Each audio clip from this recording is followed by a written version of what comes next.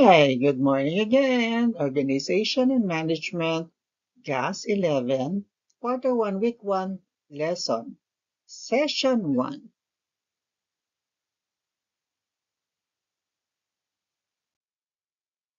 Content Standard.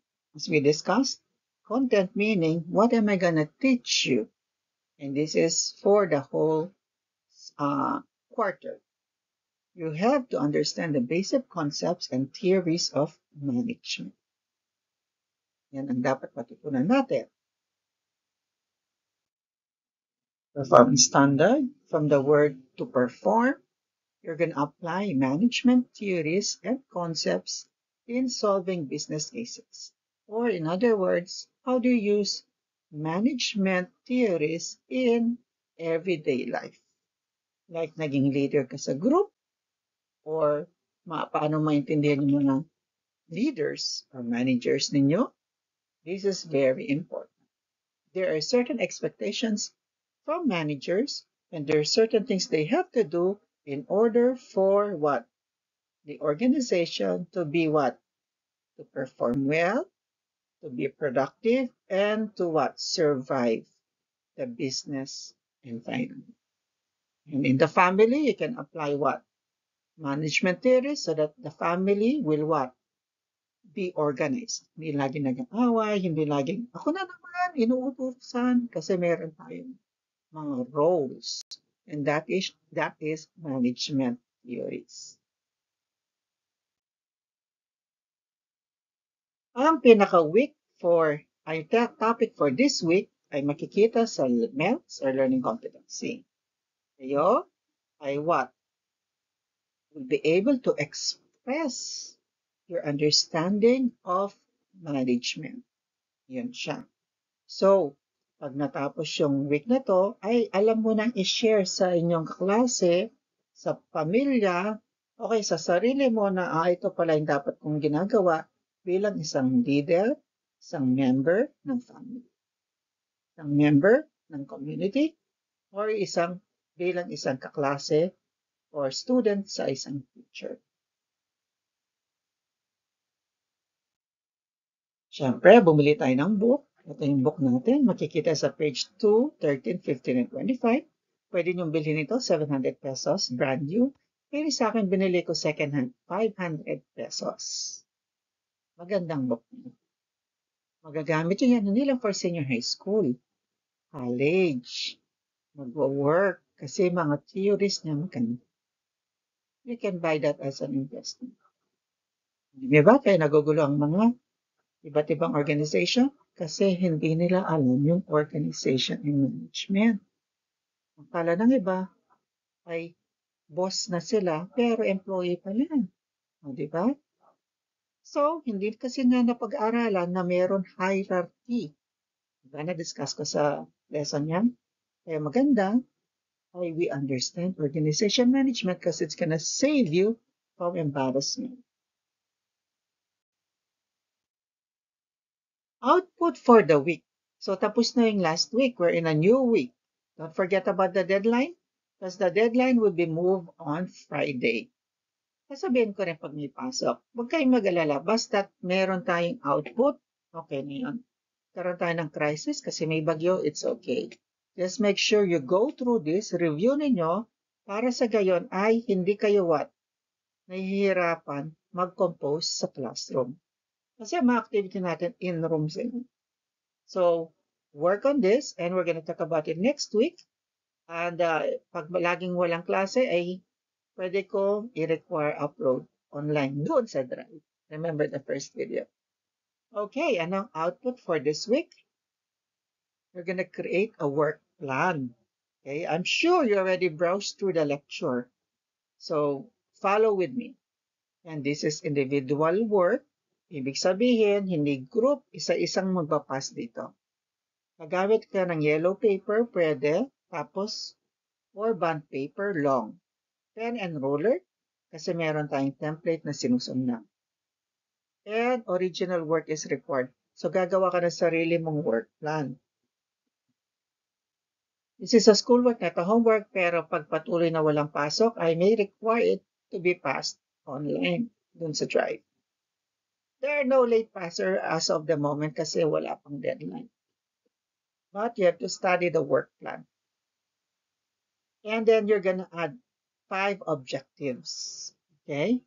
So think of a work plan, the title of your work plan, and this will be your week's project.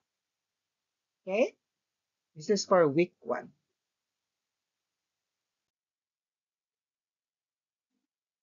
Ito yung template.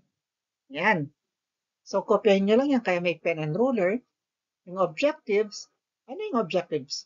First is, ano yung gusto mong mangyari sa 1 week or long term, 1 month, or 1 year. So, ang work plan title ay pwede yung goal mo. Okay? Halimbawa, work plan title for this week, able to complete all activities from all subjects by the end of week 2. Ayan, kasi kailangan may output week 1. So, ang goal mo ay tapusin yung mga activities sa week 1. So, paano mo lagyan ng title? Completion of week 1 activities in all subjects. Now, paano mo matutupad yan? Doon yung mga objectives. Dapat may 5. Pwedeng ilagay sa first objective ay what? Under or check each subject if there are activities to be passed for last week. Yan, objective number 1. Objective number 2, pwedeng yun, identify which should be passed first based on deadline as prescribed by the subject teacher. Yan, objective. Kasi ang objectives ay yung mga bagay, steps na gagawin mo para matupad yung sa iyong title, which is able to pass all activities for last week. So, I hope maliwanag yung objectives. Pause nyo yung video, tapos balikan nyo para maunawaan nyo. Ulit-ulitin nyo. Anong lalagay dun sa activities to accomplish the objectives? Anong mga steps na gagawin mo? Yan. So, halimbawa, yung first objective ay what? Identify all subjects, activities per subjects that should be passed this week in reference to last week. Anong mga pinapagawa ng teacher last week na ipapass nyo this week? Anong things to do? First, go to GC. Pwede dyan. First activity. Second, identify deadline. Third, collaborate with classmates. Yan. So, alam nyo na yung mga steps na gagawin. Kasi ang unang objective mo ay alamin yung mga activities. So, anong dapat gawin mo? Yun, check mo doon sa second column. Who will be in charge? Kung individual yon, myself, lagay mo. Kung group yon, lagay mo yung name ng group. Work plan.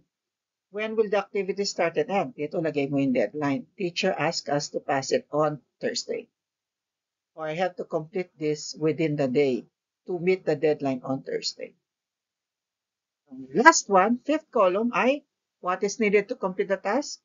Okay. Group participation, kaya research in internet, kaya mga equipment, people, o kaya kung kailangan mong pera, yan, lagay mo dyan. So, 5 lang ang complete nyo and you're done with the output for the week. Madali lang, but it requires what? Competence, research, understanding of management theories so that you would break down into pieces what to write down. Okay? So, siyempre, sasabihin mo, sir, sobrang easy ito. Oh, easy kung pipitsugin yung laman niya. Pang grade 1, one sentence. So, mababa yung score mo. Kasi may rubrics tayo dyan. Kaya, pero yung mga, siyempre gusto ko yung gawang grade 11. Kaya, make those sentence correct, organization of thoughts correct, and get that good score. Paano paraan? Okay, let's go to the next slide. Rubrics. Rubrics. Yan. So how can you get 30 points? Just follow the first 30 points. Thorough and accurate explanation of theories and management. So dun sa objectives mo, kailangan may nakasulat doon na management theories or objectives or management content. Mamaya malalaman niyo ng content. 20 points lang pag butal-butal o kaya vague, broad. 10 points lang pag limited or parang sabog, pang grade 1 yung gawa. And so on and so forth. So follow the rubrics. Individual work ito. Okay? Now let's go to our lesson. Let's discuss. Ito. Nakikita niyo to, trending ito. Diba? Ito ay yung tinatawag na hiring ng potato corner. You know? So, dito, if you read closely, let's zoom in. Yan ang qualifications na gusto nila. 18 to 30 years old, at least high school graduate, knowledgeable to basic mathematical computations, preferably female, have a good visual impact, and pleasing personality. Weight must be proportionate to height. Have clear complexion o magluta kayo. Eyesight, which is not bad, and good set of teeth. And something in there. Know how to communicate in Filipino and English, and definitely love dealing with all types of people. Diba? Anong problema dito?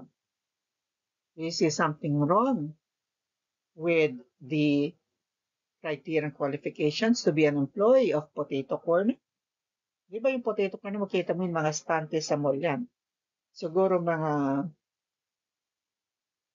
7 feet or 10 feet by 6 feet yung laki. Parang stante. So, ganito dapat. Pag nag-apply ka, ganito yung qualification. May problema ba dito? Nagkaroon ng flack ito. Nag-react ang mga tao. Kasi sabi, discrimination yan. Di ba? So, marami silang negative feedback sa qualification ng kanilang pag-hire. At ang sabi nila, nag-react ng management and owner ng Potato Corner. Sabi doon, discriminatory hiring is not something we support or condone. Ay, may discrimination pala doon sa post nila. Malalaman natin mamaya. And not aligned to who we are. Hindi daw sila nag-discriminate. We're all about providing equal opportunities for all and giving fair recognition and reward to effort, attitude, potential, and creating positive outcome. So, skills-based naman pala yung pag-hire nila. What was your initial reaction upon reading the criteria of Potato Corner? Na tinanggal na nila yan. Anong initial reaction mo bilang manager? Kasi management tayo, application na tayo, integration of life application approach. Meaning, kung akong manager,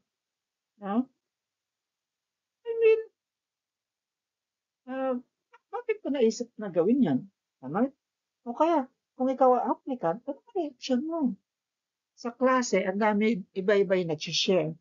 Mga ilan sa inyo, sabi nyo, sad. Kasi sir, wala akong ngipin. Kasi sabi nung, tingnan nyo, good set of teeth. So, hindi na ako marunong or pwedeng magluto ng patatas. Yung isa sa inyo nagtaas, medyo maitim yung complexion. Sir naman, maitim ako. Marami naman skills na ang maitim. Pagluto pa ng potato, kaya ko.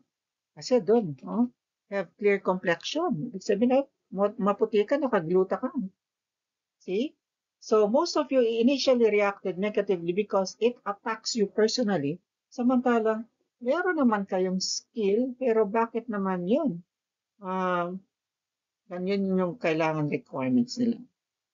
So, as a manager, take note, we do not hire based on what? Discriminatory requirements. We don't hire based on, depende sa type of work, no? Color, set of teeth, etc. Complexion, height. Sabi doon, no?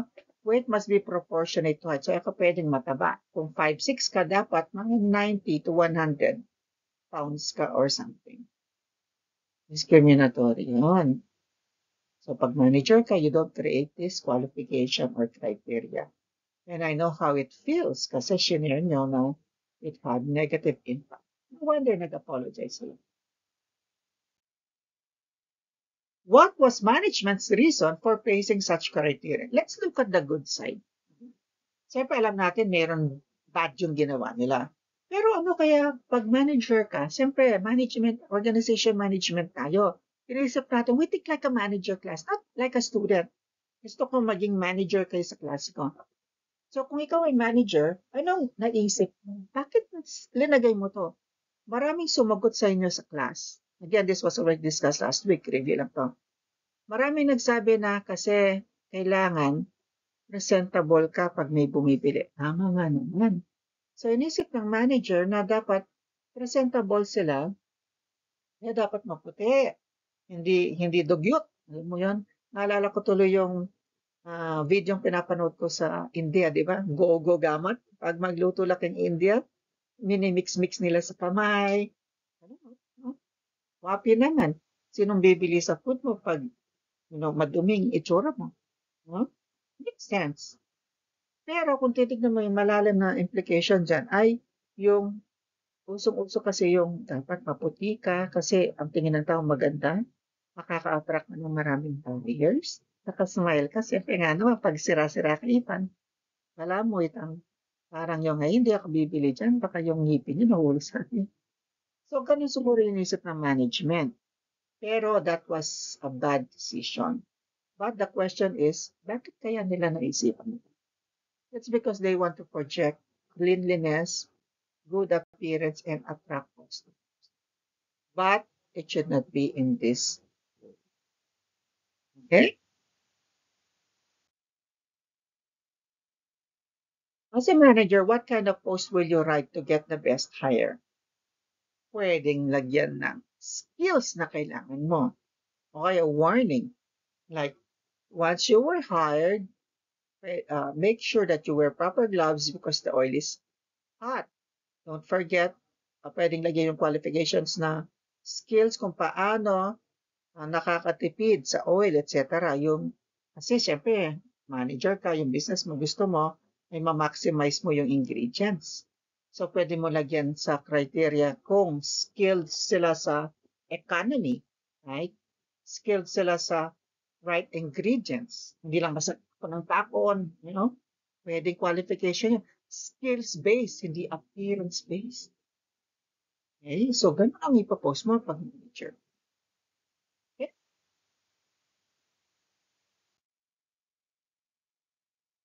Okay. Now here's an assignment at home. You can do this. So write this on a piece of paper, right? And then create a job ad. This will be part of your performance. So dalawa yung i-prepare nyo. First is yung work plan, major activity yan. It's composed of written and performance tasks. And this is for performance written tasks also, but parang precursor. It's just a quick overview of the lesson. So on a piece of paper, gawa ka ng job ad. Maglagay ka ng criteria, qualification, gaya ng example. Okay, so mag-iisip ka muna ng business na gusto mo. At kunwari mag-hire ka ng employee mo, anong lalagay mong job qualification? Ganun lang, isulat sa yellow paper at ipapas yan pag may pasok. Forget! Okay? So, I'll remind you kasi dito tayo nag-stop sa lesson eh. Kaya marami sa inyo hindi alam ito dahil naputol na yung klase, nagkaroon ng bagyo. So, dito tayo mag-stop sa lesson. So, isulat lang sa papel bilang first part ng ating activity, think of a job vacancy. And then, i-write mo lang yung qualification. Hindi kayo. Kung gusto mo ng cook sa restaurant mo, ano qualification? Kung gusto mo ng security guard sa office mo, ano qualification? Kung gusto mo ng secretary, etc., marami. Okay? So, assignment again. Sa piece of paper, create a job vacancy ad. Ilagay lang yung qualification. Ilang qualification pala para pare-pareho tayo? Mga 5 lang. Pero make the content good. Baka pang elementary na naman yung content. No? Okay. Rewind lang yung video para maulit nyo yung sinabi ko. Now, let's go to the lesson itself. Yan. So, tapos na yung introduction and yung motivation. Let's go to the lesson. What is management? Okay. We have talked about POC. POC. Planning, organizing, leading, and controlling. Yan. POC yan. Planning, organizing, leading, and controlling. What? The resources. Anong resources? Doon sa work plan, kikita niyang resources, people, money, machinery, etc. So, dapat may planning ka, may organizing ka, leading, controlling that resources para what? Achieve your specific objectives. Ano yung objectives mo? Ang objectives mo ay what? Depende sa'yo. Gusto mong tumagal yung business mo, hindi lang 1 week, sarado na. O kaya, pag ang objective mo ay, halimbawa, leader ka sa group, gusto maging successful yung group. Okay? We're not only talking about organization or business. We talk about the small things first, like being a manager in the group. That's equivalent to a leader. As a leader, manage a group. Or as a secretary, or as a member. Okay? So, if you're a leader, you plan, organize, lead, control to achieve your goals or objectives. There are 3 aspects of management. So, meron 3 bagay na dapat malaman ng isang manager. And that is yung process na papasok yung POC. Ay, ang lamig. Ang dali. Patay ka naman. So, yung POC ay planning, organizing, leading, and controlling. We'll discuss that further. So, meron proseso pala pag manager ka. So, ang ginagawa mo ay ito. Ito yung trabaho mo pag leader ka, diba, pag principal ka, pag assistant principal, or pag advisor ka, or pag CEO ka, in a bigger scale, manager, supervisor, okay? Ang trabaho mo talaga, plan. You organize, lead, control. We'll go further in that in the lesson. And yung resources mo, ito yung resources. Anong pinaplano mo, ano organize, linilid mo, control mo, ay people, money, materials, machine, time. Yan, yun yung mga sangkap ng inyong decision making or business. At syempre, meron kang dapat objectives. Meron tinatawag na SMART objectives na diniscuss natin sa room ito. Ang dami meron ng SMART objectives. Good job. It should be specific, measurable, attainable, realistic, time-bounded. We'll discuss that further later. And the perspectives in management. Okay, so objectives means what are your goals? And these 3 cannot go without each other. They are interdependent. Diniscuss natin sa room anong interdependent, meaning pag walang oxygen, mamamatay yung katawan. So pag walang process, mamamatay yung management. Kasi resources and objectives are not enough. You will fail.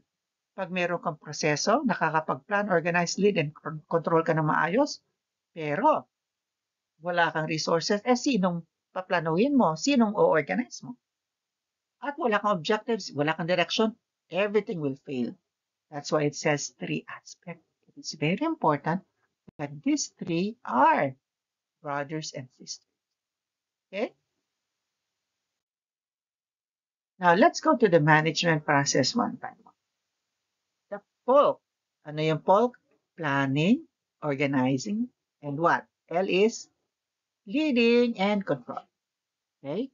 So the 4 management functions, we call it POC, are interdependent and are linked together to form a coherent set of activities with a definite purpose. Meaning coherent, magkasama-sama yan. It POC for planning. Identify the objective. So pag nagpaplano ka, nag-iisip ka, plus anong ginagawa mo, ay what? Ito. Alam mo dapat yung anong dapat gawin. Anong dapat direction mo. Okay? An assignment or a cause and a corresponding activities, mga bagay na dapat gawin para ma-achieve yung objectives. Kaya nga meron tayong work plan. It will summarize the whole lesson for this week.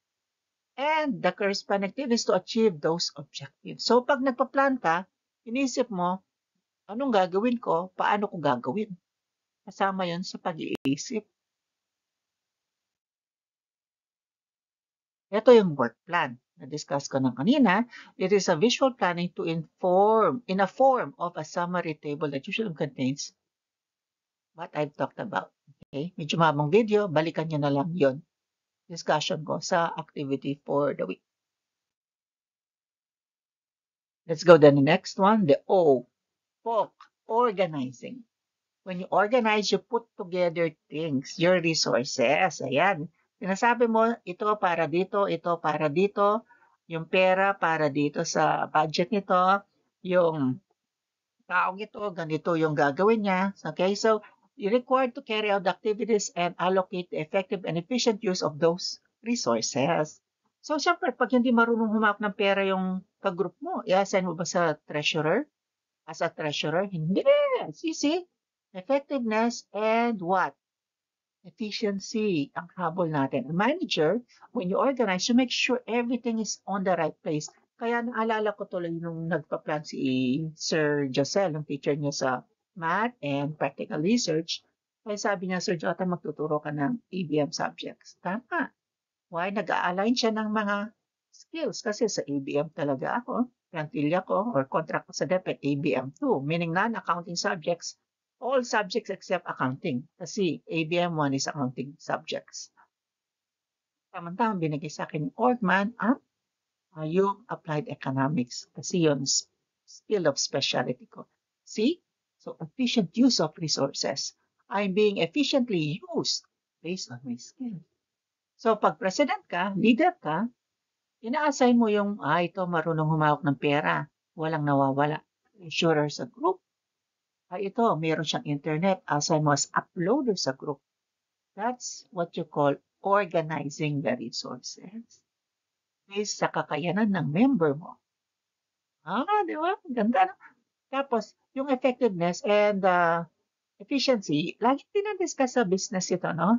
Laging, naalala ko ng college ako, sinasabi rin ng teacher ko to. That was 20 years ago or 30 years ago. So, let me just summarize effective and efficiency. Okay? So, you're effective when you have achieved your goal and have produced the intended results. You're efficient when you have accomplished your goal and minimized the cost of waste or used the least amount of resources. You are, yun, putol. Tuloy natin. Apart from gathering and allocating resources, organizing also involves the design and establishment of management structure that fits the business. Keep in mind that allocating resources also has an aspects of planning. Okay? And the management structure shows the hierarchy of authority which entails a task or accountabilities in the organization. Okay, what else? Tapusin natin yung organizing. It also reflects the work relationships among the different positions with management structures such as reporting arrangement between manager and his or her subordinates, and the lines of communication between among different people. Okay, so let's summarize that. Balikan nyo na lang. Just read it. O nasa lecture naman. I'm sure you downloaded it. So let's summarize organizing. Organizing. So meron tayong narinig na hierarchy. This is very important. We respect hierarchy. Kung sinong leader, respetuhin natin as leader. Kung sinong member, respetuhin natin as member. Ang member hindi nag-aastang leader kasi meron ng leader. Magpa-follow siya ng instruction. Ganun yung buhay class. No? So alam ko, halimbawa sa isang group may leader, pero yung mayroon member ng dating leader, nagsasa leader, so sinisira niya yung decision ng leader, mali yun. Tinuturo natin sa organization and management that we respect hierarchy. Why? Because there are certain roles they have to fulfill. Ayan na. Relationship between leader and member has certain what? Structure. Respeto. That's part of organizing. Kaya nga ang gulo-gulo, no, di ba sa group, sabi na, oy, gawan mo ini kasi maka-assign ka sa pag-upload ng file. Ay, mantun na kayo nga lawa. Anong nangyayari? Nagkakagulo. Ayaw mag-participate yung isa. Why? Hindi niya alam yung role niya. Responsibility niya. Naka-assign sa kanya. Uploading. Ayaw niya. Matigas ulo. Kasi feeling niya, leader niya. Anong sinisira niya sa theories of management? Hierarchy, accountability, the structure. Okay? Kaya ano? Napakahalaga ng lesson natin, no? Kasi sinasabi mismo, we have to respect hierarchy, the responsibility of each member. If you're treasurer, you cover treasury. If you're vice president, back up. If you're secretary, documentation, president plans. Yun talaga siya. Yun talaga organization management, no?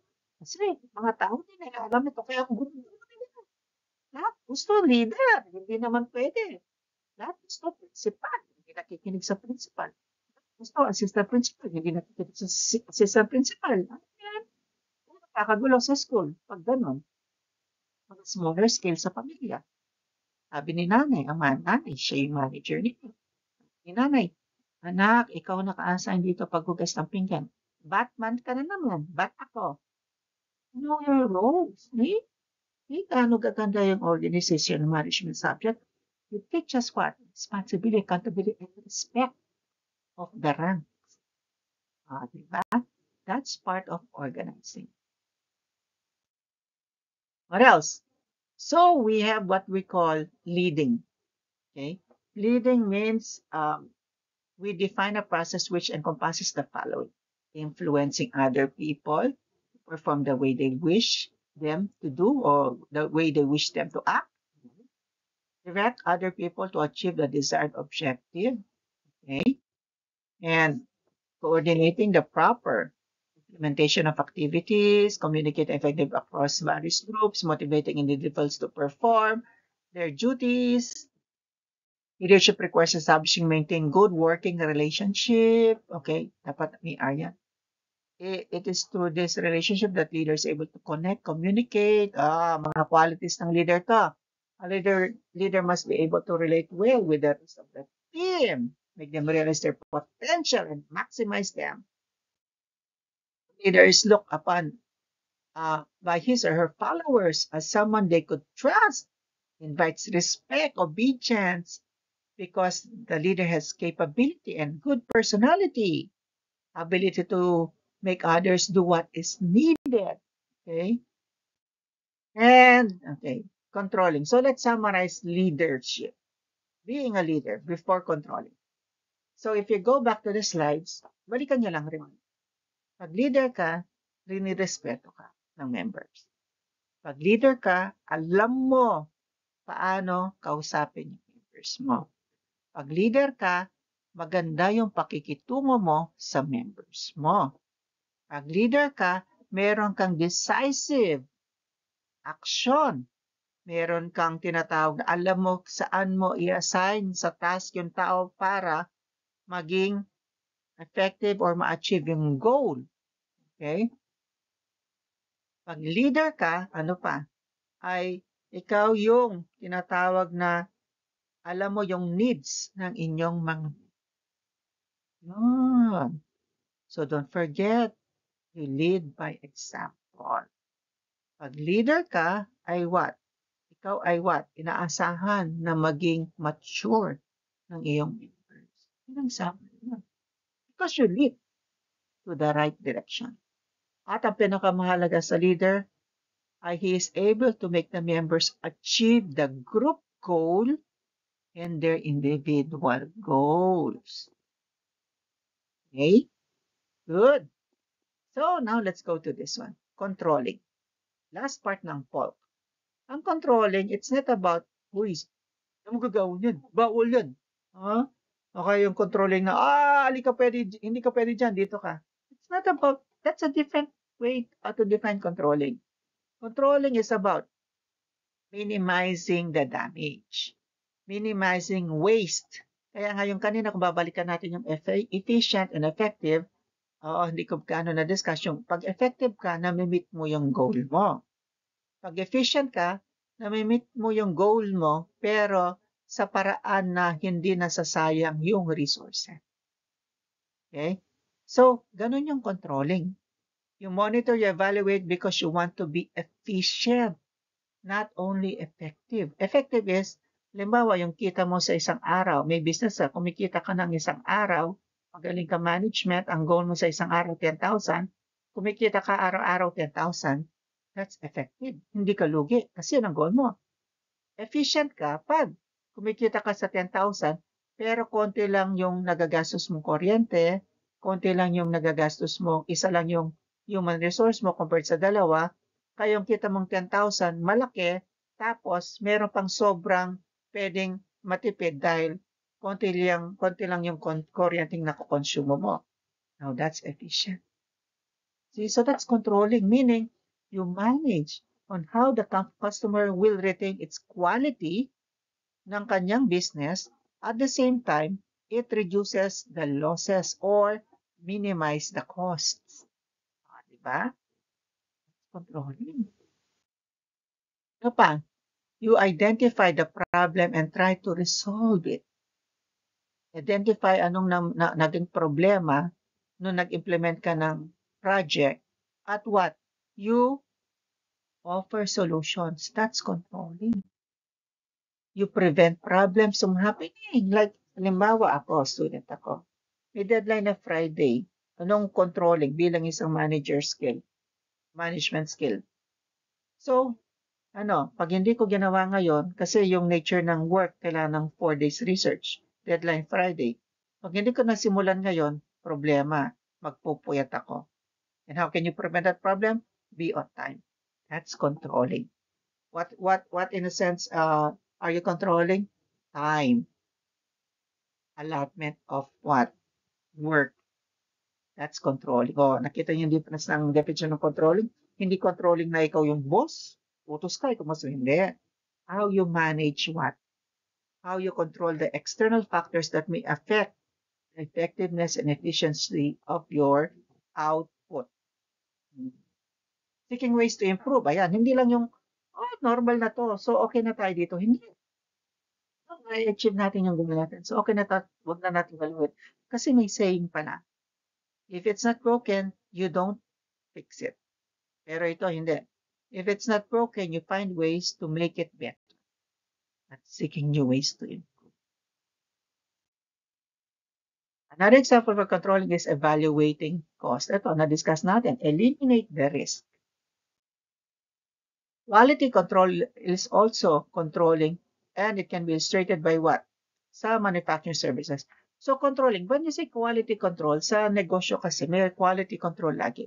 Parang sa inyong research paper o kaya essay, meron quality control. Pero iba yung tawag doon. Anong tawag doon?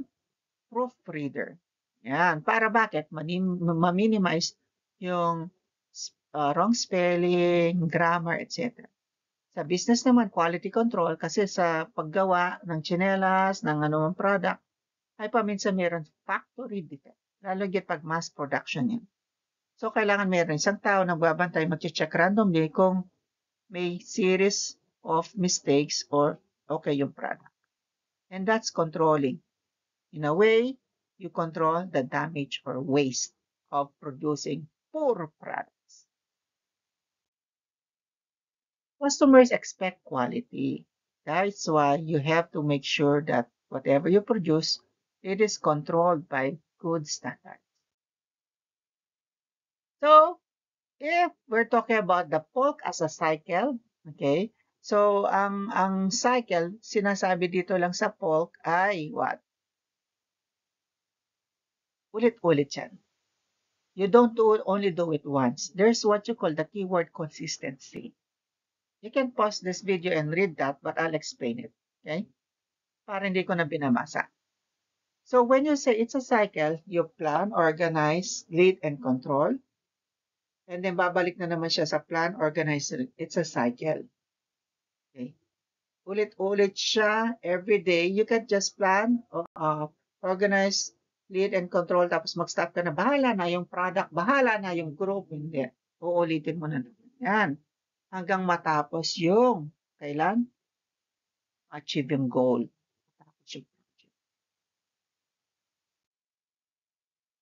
Cycle and interactive approach to manage leads a manager to realize the lessons learned during the period. So pag nagsa-cycle, anong nangyayari? Natututunan natin yung mga mistakes ko, you plan again.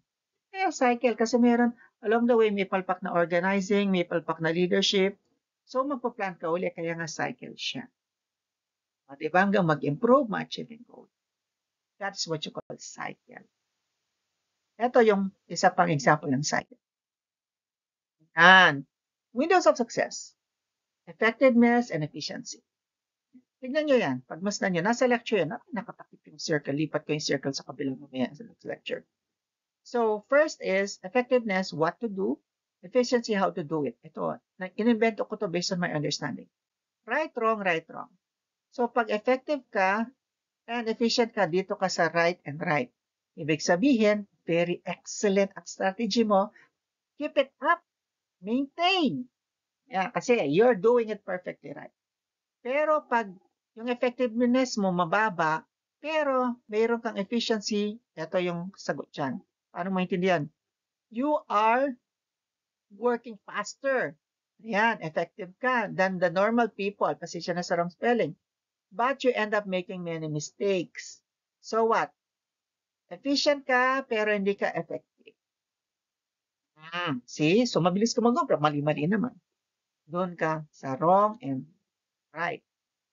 Efficient ka nga, may natatapos ka on time, pero mali-mali naman, hindi ka effective kasi hindi na-achieve yung goal. Pag wrong, efficiency wrong, pero yung effectiveness mo tama, ganito yung nangyayari sa buhay mo. You did the right task. Pasensya na, may kulang na T. You completed it, but you wasted too many hours doing it and wasted some resources. So in other words, yung assignment mo, good for 1 day, ginawa mo 2 days. Ano ka, hindi ka efficient pero nakapag-pass ka ng assignment, effective ka, na-reach mo yung goal mo, pero ginawa mo 2 days yung isang assignment ng 1 day. Sabihin, hindi ka efficient, pero effective ka. Doon ka sa right, wrong. Ito. Ayan yung pinakasulok, yun ang iwasan natin. Kalipalpak. Kasi pag hindi ka nag-meet ng deadline at nagtatapon ka ng pera, ng oras, wala ka pang napas, ayun na marami dyan sa class Yun, 1, 2 days kang gumagawa ng assignment, hindi mo napas, mali-mali pa nang nagawa mo. Okay, hindi mo napas sa deadline, mali-mali pa yung pinas mo. Yun, hindi ka effective, efficient. Palitan mo yung ginagawa mo. Wrong yun. Tanda ng window. Tandaan yung window na to, Guide nito. Uy, almost time. 45 minutes lang tayo per session. Okay, ito yung SMART objectives. So, pag sinabing specific, basahin nyo lang. Yun ang meaning niya. So, pag gumagawa ka ng objectives doon sa work plan mo, pag specific, anong steps? Measurable, ilan yung steps? Attainable, paano mo ma-achieve yung steps? Gawin yung steps. Realistic, sino ang may kakayanan gumawa ng objectives? And dapat meron kang within the time frame. Tapos na tayo. So, answer these questions. Pause this video and answer it personally so that you will learn. Forget love learning. Answer that. Pause this video and check for understanding if naintindihan niyo yung lesson. And, sorry, yan pa. Pause nyo. Nasa lecture din. Sagutin nyo personally. Kailangan alam natin kung may natutunan tayo. Thank you. Day 1, session 1 is complete. Read the next topic. Stay safe and love learning. Kung sakto tayo 45 minutes, 1 minute per slide is not bad. Okay, stay God bless.